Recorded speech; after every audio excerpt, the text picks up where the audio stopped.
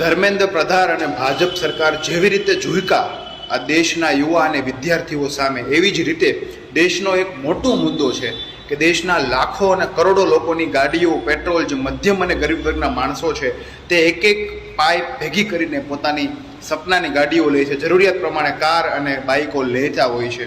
ત્યારબાદ આ ભાજપ સરકારને એવું તો શું સૂઝ્યું કે E20 પેટ્રોલના નામ ઉપર કોઈ પણ વૈજ્ઞાનિક અને સૈદ્ધાંતિક રિસર્ચ વગર E20નો સિદ્ધાંત પોતે મનમાની તાનાશાહી રીતે ઠોકશાહી રીતે ઠોકી બેસાડ્યો. દેશના કરોડો લોકોની ગાડીઓ ખરાબ થઈ ગઈ, દેશના કરોડો લોકોની કાર ખરાબ થઈ ગઈ.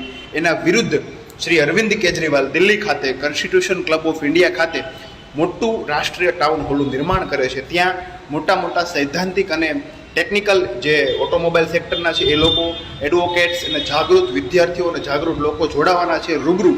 પરંતુ દેશના ખૂણે ખૂણેથી આવું પોસિબલ ન બને તો એના માટે એક સરસ મજાની વ્યવસ્થા છે કે કાલે એટલે કે 1 ઓગસ્ટ બપોરે 12 વાગે 11:30 સુધીમાં આપણે બધા જ આ લિંક થ્રુ ઓનલાઈન જોઈન થઈ આ E20ના વિરુદ્ધમાં રાષ્ટ્રીય ટાઉન હોલ ખાતે, એટલે કે જે રાષ્ટ્રીય ટાઉન હોલ છે એ નામ આપેલું છે, આપણે બધાએ ઓનલાઈન ત્યાં જોડાઈને આપણે બધા હાજરી આપીએ, જેથી ભાજપ સરકાર વિરુદ્ધ આ E20નો મુદ્દો રદ થઈ શકે અને આવનાર સમયમાં દેશના કરોડો અને લાખો લોકોની જે રીતની ગાડી પાઈ જોડીને ભેગી કરેલી હોય મહેનતના પૈસે, કારણ કે આપણે બધાને કોઈ ભાજપની જેમ 2 નંબરની આવક હોતી નથી કે કદાચ એક ગાડી ખરાબ થઈ જાય તો ઠીક છે, એક કાર ખરાબ થઈ જાય તો ઠીક છે.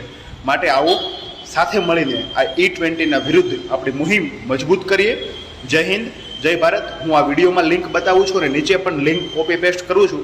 આવતીકાલે 11:30 આપણે બધા જ જ્યાં હોઈએ ત્યાંથી આ લિંકમાં જોઈન થઈએ, જેથી કરીને E20ના વિરુદ્ધ આપણે પણ અવાજ બોલી શકીએ અને આપણે પણ કહી શકીએ કે જ્યારે દેશ વેચાતો હતો, દેશમાં ખોટું કરનારાઓની સામે અમે પણ જોડાયા હતા. ફૂલ નહીં તો ફૂલની પાંખડી સ્વરૂપે જેમ સેતુબંધ બનતો હતો ત્યાં ખિસકોલી પોતાની પૂંછડીથી એક એક કાંકરી પણ સેતુબંધમાં મૂકતી હતી, એવી રીતે અમે પણ જ્યાં હતા ત્યાં ઓનલાઈન જોઈન થઈને વૈચારિક સૈદ્ધાંતિક આ E20ના વિરુદ્ધ બોલ્યા હતા, જોડાયા હતા. તો વધુને વધુ લોકો સુધી મારી વાત પહોંચાડજો, જેથી કરીને આપણે બધા આ મુહિમમાં જોડાઈ શકીએ. આભાર. અસ્તુ. જય હિન્દ, જય ભારત.